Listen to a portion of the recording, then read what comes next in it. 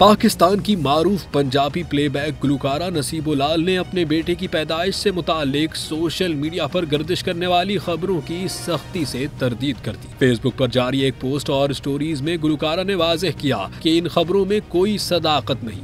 नसीबो लाल ने खुशी का इजहार करते हुए लिखा, अल्हम्दुलिल्लाह मैं दादी बन गई हूँ, आप सबकी दुआओं का बहुत शुक्रिया। गुलकारा ने अपने पोते की तस्वीर भी शेयर की और मद्दाहों से दरखास्त की कि वो नौमौलूद के लिए कोई खूबसूरत और मुनफरिद नाम तजवीज़ करें। उन्होंने मजीद कहा कि सोशल मीडिया पर फैलने वाली बेबुनियाद और झूठी खबरों पर यकीन न किया जाए। वाज़ेह रहे कि हालिया दिनों में मुख्तलिफ सोशल मीडिया पेजेस पर यह दावा किया जा रहा था कि 55 साला नसीबो लाल के यहाँ बेटे की पैदाइश हुई है, जिसके बाद ये खबर तेजी से वायरल हो गई। ताहम गुलकारा ने खुद इसकी तरदीद करते हुए वाज़ेह कर दिया कि वो दरअसल दादी बनी हैं, मां नहीं।